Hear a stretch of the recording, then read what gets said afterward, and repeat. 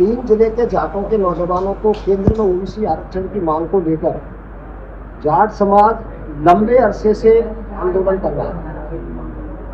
जिस तरह से इस समाज को सरकारों ने फुटबॉल बनाया है, कभी दे दिया कभी ले लिया। हम सन 2000 से संघर्ष करते हैं।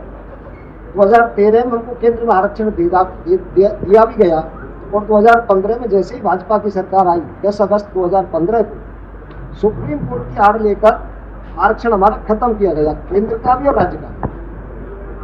लंबे आंदोलन के बाद 23 अगस्त 2017 को वसुंधरा सरकार ने हमको स्टेट में आरक्षण दे दिया। केंद्र की लड़ाई हमारी जारी रही। केंद्र के लिए वसुंधरा जी ने चिट्ठी लिखी, गहलोत जी ने चिट्ठी लिखी और भजनलाल जी ने भी हमको आश्वासन दिया था कि लोकसभा चुनाव के बाद आरक्षण दे दिया जाएगा।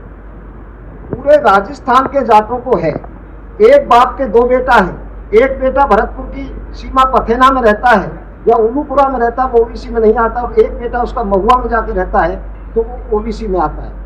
भारत के संविधान में जाति व्यवस्था जरूर है, लेकिन जातियों का इस तरह डिवाइडेशन किस अनुच्छेद में किया गया है, ये सरकार हमें बताए।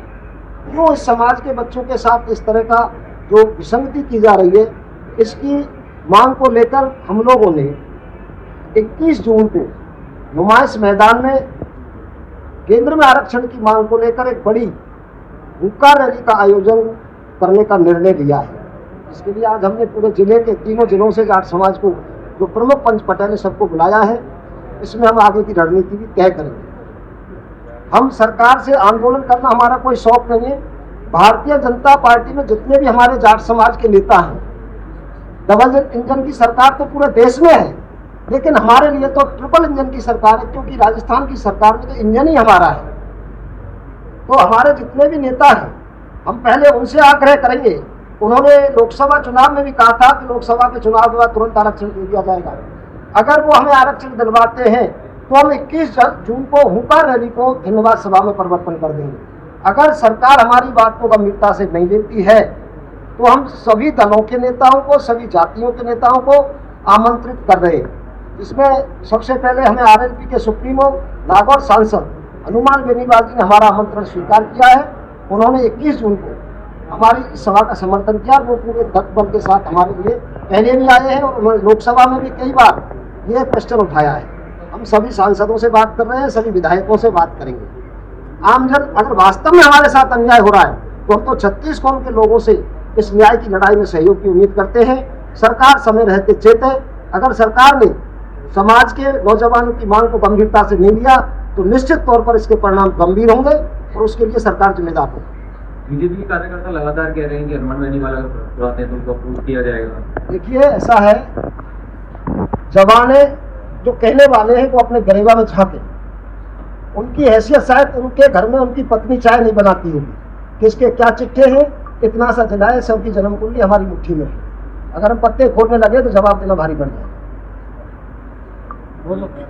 देखिए, अभी 3-4 दिन पहले आरक्षण संघर्ष समिति की हमारे आरएलपी के सुप्रीमो सांसद हनुमान बेनीवाल जी से मिलने जयपुर गई थी निमंत्रण देने।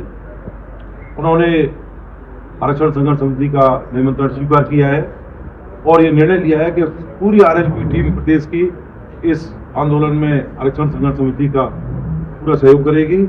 और जो भी डेट, जैसे भाई नेम सिंह फौजदार जी ने जो आरक्षण संघर्ष समिति के संयोजक हैं, जैसे उन्होंने अभी डेट डिसाइड की है 21 तारीख, क्योंकि उस दिन तो सिर्फ ये निमंत्रण देने गए थे और डेट आज सुनिश्चित करके उन्होंने अभी आपके सामने उजागर की है। उस दिन आरएलपी का एक कार्यकर्ता पूरा प्रदेश से, राजस्थान से एक कार्यकर्ता आरक्षण संघर्ष समिति का साथ देने भरतपुर पहुंचेगा 21 जून को। इस हुक्का रैली में हम आरएलपी पूरी टीम, पूरा हमारा प्रदेश का पूरा आरएलपी परिवार इन न्याय की लड़ाई में आरक्षण संघर्ष समिति के साथ है, भरतपुर, धौलपुर और डी के जाटों के साथ। बात भी कोई आगे है रैली में निर्णय आगे होगा कि आंदोलन को किस दिशा में किधर मूवमेंट करना है। उसको महापड़ा में जेल किया जाए कि अगर पटरी की तरफ जाए कि हाईवे की तरफ जाए, ये समय और परिस्थितियों पर निर्भर करेगा। जो भी नेता बड़े आएंगे उन सबके मार्गदर्शन से, सबके सहयोग से जो निर्णय वो लेंगे, संघर्ष समिति और सब बैठ के जो निर्णय करेगी वो निर्णय सर्वमान्य होगा।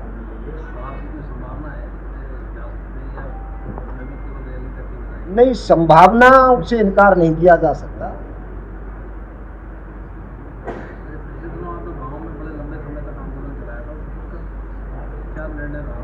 जैचौली गांव में 40 दिन महापड़ाव चला था और उसमें माननीय मुख्यमंत्री जी से हमने मुलाकात की थी और उस समय भी हमने लिखित में मुख्यमंत्री जी को दिया था कि 1 लाख जाटों की धन्यवाद सभा उसी जैचौली गांव में कराएंगे। लेकिन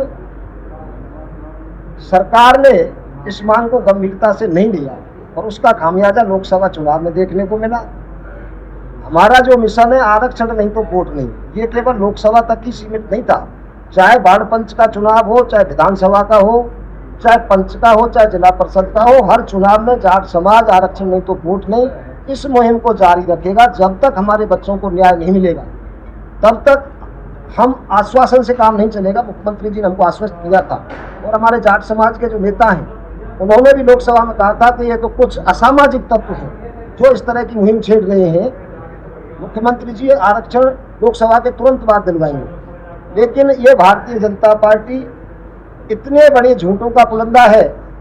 आदरणीय प्रवेश वर्मा जी के यहाँ पर 10 स्टेट के जाटों के सामने अमित शाह जी ने 2019 में ये कहा था कि चौधरीओ ये मेरी मूंछ का बाल है, ये आपके पास रख लो, चुनाव के तुरंत बाद जाटों को आरक्षण देंगे। एक इतने बड़े देश का गृह मंत्री इतनी बात कहने के बाद अगर अपनी बात का ख्याल नहीं रखे तो आप समझ सकते हैं इनके तो चुनाव में किए वायदे और शमशान में आए आंसू छूटे होते हैं। इस बात पर 100% खरे उतरते हैं।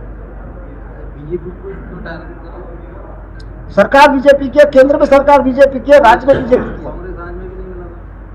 केंद्र का मामला है और केंद्र में कांग्रेस ने हमको 2013 में आरक्षण दे दिया था।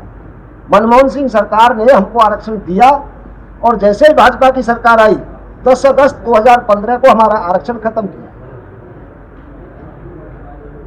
जाटों के आरक्षण का मुद्दा कोई नई बात नहीं है, लेकिन इस आधार पर भरतपुर धौलपुर के जाटों को आरक्षण नहीं दिया गया था क्योंकि भरतपुर में रियासत रही थी।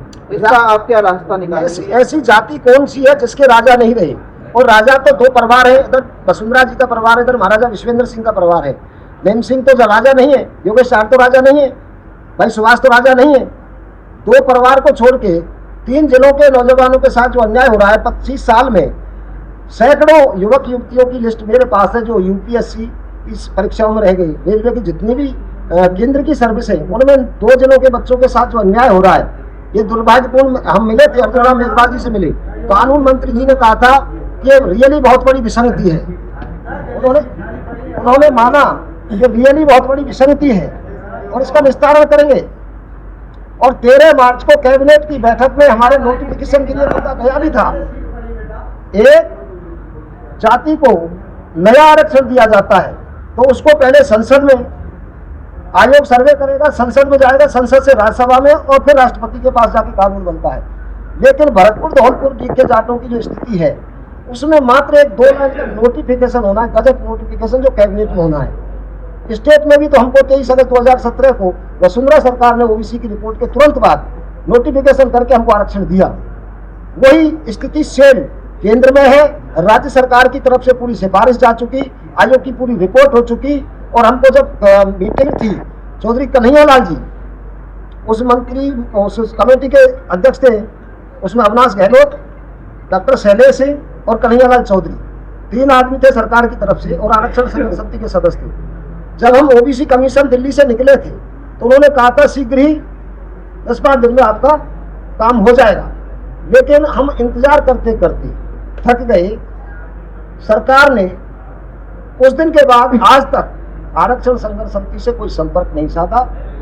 अब हम अपनी लड़ाई किस तरीके से लड़ेंगे, ये समाज क्या सभी परेश पटेल बुलाए हैं, पूरे 3 जिलों से आए हैं। इन सब से चर्चा करने के बाद पहले तो हम 21 जून की जो रैली है उसमें लाखों की तादाद में जाट समाज अपनी ताकत दिखाएगा और उसके बाद सरकार से किस रूप में आर पार की लड़ाई लड़ी जाएगी। अगर दिल्ली कूच करना पड़ता है या रेलवे की तरफ जाना है या हाईवे की तरफ जाना है, ये समय और परिस्थिति तय करेंगे। और कुछ बोले वो तुमने यार ऐसी बात है